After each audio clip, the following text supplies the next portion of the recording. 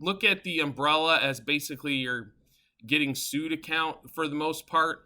This is a policy that's really, really inexpensive for the amount of coverage you get.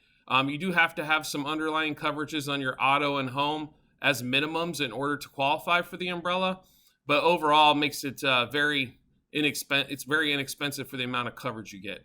So basically, the umbrella is going to revolve around two of your underlying policies. That's going to be your auto and your home. Now, if you don't own your home, it still could be on your renter's policy. So just depending on your particular situation, but it's going to cover the personal liability side on the home and then what they call bodily injury on the auto. So this will give you an example of what this does. So for example, let's say you have $250,000 / $500,000 worth of bodily injury coverage on your auto policy. So let's say you do get in an at-fault accident, somebody's hurt. Let's say there's only one person in the car and the bills were $400,000 after everything was said and done. So $250,000 of that would be paid by the auto insurance. And then the other additional $150,000 would be paid by the umbrella policy.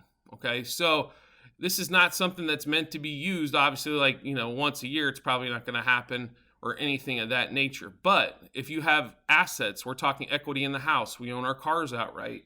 We have a retirement account. We make good money because they can garnish wages. This is an extremely, extremely important tool to have and a policy to have to make sure that you're not losing what you've worked so hard for. So I'll give you an example. We've had people before that didn't get the umbrella policy. They had that $250,000 / $500,000 bodily injury. We're willing to pay up to that amount, but that is where the limits lie. So for example, in that same scenario of there was $400,000 for one person, the $250,000, you would be liable for the $150,000. So they can get that in multitudes of ways. They can borrow more money against your home, or if you own your home outright, you can borrow. You'll have to start another mortgage or a home equity line. You can also take loans against your cars, loans against 401k, and then the one that hurts quite a bit is they can garnish up to 25% of wages up to 10 years here in Arizona. Now that's different state by state. Some states are 20 years, or 25 years. So just keep that in mind. You definitely want to make sure that if you have, let's say you have good equity in your house, maybe you own your cars outright or you don't, but you have some investments, 401ks, things of that nature, and then let's say you make $100,000+ a year. This is something really you should be taking a look at. I know nobody wants to spend more money on insurance, but let's boil this down to one question. Would you rather pay a little bit more per year, or would you possibly rather risk $100,000+ of things that you've worked so hard for through your life? So, and this does not, just not older people need to have an umbrella policy. If you make good money, and let's say you don't have a lot of equity in the house, and you don't have much equity in the cars, but you have a good salary and you're starting off with, going through, you've got a little bit of 401k, but your salary's high, then you're probably still going to need this due to the garnishment factor. Just for example, so if you make $100,000 a year, that's $25,000 a year times 10 is $250,000. So if you make $100,000, you should have $250,000 minimum coverage before we get into anything else. So if you have additionals on top of that, obviously we're going to want more coverage. So the other part that the umbrella policy works with is also going to be the home. So for example, you have a personal liability policy on your house. If somebody got hurt at your house, let's say somebody was doing some work and got hurt, even though they might be insured and bonded, it does not mean that they're not going to go after your insurance due to the fact that they're on your property.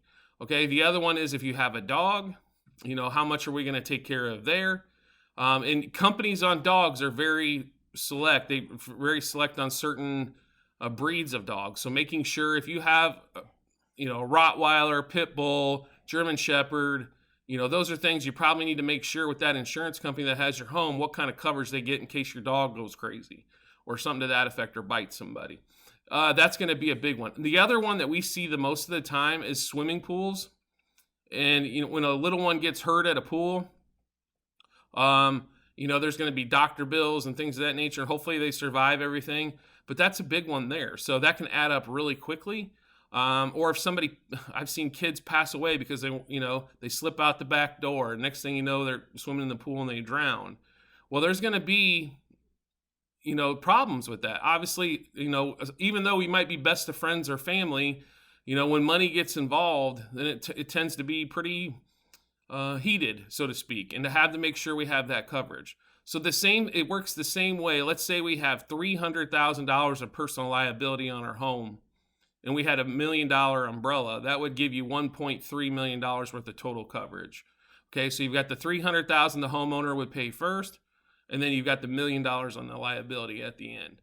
Okay, so let's say the claim came to $1.2 million. The $300,000 by the home, then $900,000 paid out by the umbrella policy. And it's actually going to be less expensive than, let's say, your home or your auto policy. It's pretty minuscule overall. The big thing is figuring out how much coverage we need, or do we need $1 million, 2, 3, 4, more than that? Trying to figure out exactly what we need. I can almost guarantee you this: if you own your home outright and you're in the state of Arizona, you're going to need an umbrella, just to make sure you have the proper coverage. Everything's obviously up to you on what you want to do. The question is, are you willing to risk a lifetime of earning just because of an accident? And that's what insurance is for, is basically for accidents, things that don't normally happen. That's what insurance is for.